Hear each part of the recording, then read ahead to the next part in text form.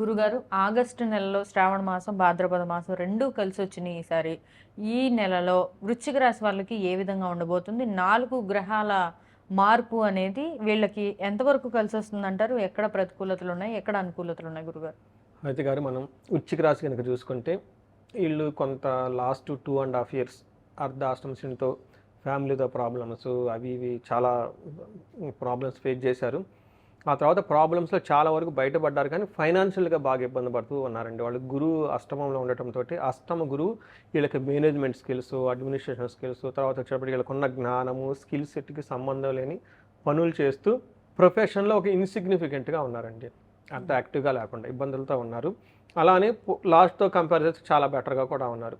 ఈ టైంలో వీళ్ళకి ఇంకొక హ్యాపీ న్యూస్ ఏంటంటే, ఇప్పుడు ఏదైతే గ్రహాలు వీళ్ళకి ఉన్నాయో ఇంకా వీళ్ళకి అద్భుతంగా మంచి సపోర్ట్ అయితే ఇవ్వబోతూ ఉన్నాయి. పర్టికులర్గా శనికి సంబంధించి, గురువుకి సంబంధించి వాళ్ళు పెట్టే బాధ నుంచి ఒక 45 డేస్ వీళ్ళకి గ్యాప్ వస్తుందండి, రిలీఫ్ వస్తుంది. ఈ 45 డేస్ మళ్ళీ వాళ్ళు నార్మల్‌గా ఉంటారా? నార్మల్గా ఉంటారు. పర్టికులర్గా గురువు తను అష్టమంలో ఉండి ఇబ్బంది పెడుతుంటారు కదండి, ఒక 45 డేస్ ఈ టేక్స్ బ్రేక్ అండి. ఆయన కూడా పాపం వెకేషన్కి వెళ్ళిపోతాడు వీళ్ళకి. అలానే తర్వాత శని 5వ ఇంట్లో ఉండటంతో వీళ్ళకి కొంచెం ధన ప్రవాహంలో అట్లా ఇబ్బంది పడుతుంటారు. ఆయన కూడా కొంచెం బ్రేక్ తీసుకుని ఒక 45 డేస్ వెళ్ళిపోతూ ఉంటారు. బాగా రిలీఫ్ వస్తుంది. ఇంక వీళ్ళకి అదృష్టం ఏమంటే అండి, సూర్యుడు, కుజుడు, శుక్రుడు అందరూ బాగా సపోర్ట్ ఇచ్చేవాళ్ళు ఉన్నారు.